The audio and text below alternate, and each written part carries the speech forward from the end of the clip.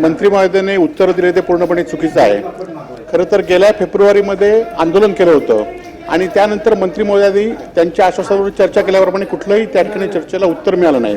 म्हणून संपूर्ण महाराष्ट्राची एसटी कामगार संघटनेची सर्व संघटना आहेत, त्यामध्ये एसटी कामगार सेना आहे, इंटग आहे, भारतीय कामगार संघटना आहे।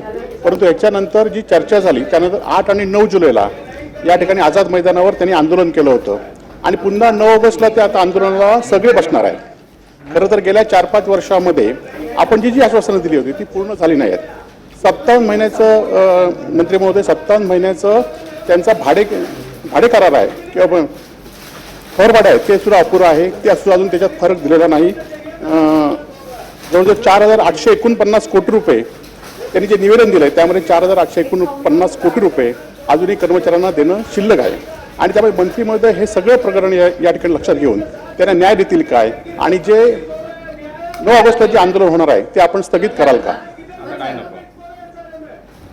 अध्यक्ष महोदय, मी यापूर्वीच उत्तर देताना सांगितलं की ह्या सगळ्या प्रश्न सोडवण्यासाठी त्रिसदस्यीय समिती गठीत करण्यात आलेली आहे। त्या समितीच्या 2 बैठका ऑलरेडी संपन्न झालेल्या आहेत आणि लवकरात लवकर त्या समितीचा अहवाल मिळाला पाहिजे आणि त्या समितीच्या अहवालामध्ये जो काही अहवाल प्राप्त होईल त्याप्रमाणे पुढचं मार्गक्रमण केलं जाईल।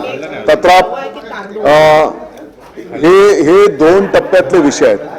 2016 ते 2020 हा एक फेज होता आणि 2020 ते 2024 हा दुसरा फेज आहे। पहिला जो फेज होता 2016 ते 2020 याच्यामध्ये साधारणपणे 4,849 कोटींचं पॅकेज जाहीर करण्यात आलेलं होतं। त्याच्यामध्ये मूळ वेतनाला 2.57 हे गुणक वापरून सुधारित वेतन निश्चिती करण्यात आलेली होती। त्याची कार्यवाही पूर्ण करण्यात आलेली आहे। महागाई भत्त्याचा दर केंद्र शासनाप्रमाणे अनुज्ञेय असला पाहिजे या संदर्भामध्ये तुम्ही म्हणता त्याप्रमाणे ही वस्तुस्थिती आहे की 887 कोटी रुपये ते अद्याप बाकी आहेत। घरभाडे भत्त्याचा दर वेतन सुधार समितीच्या शिफारसीप्रमाणे शहर वर्गनिहाय असला पाहिजे, त्याची कार्यवाही पूर्ण करण्यात आलेली आहे। वार्षिक वेतनवाढीचा दर 2% प्रतिवर्ष राहील, त्याची कार्यवाही पूर्ण करण्यात आलेली आहे। भत्तेच्या संदर्भामध्ये कार्यवाही पूर्ण करण्यात आलेली आहे।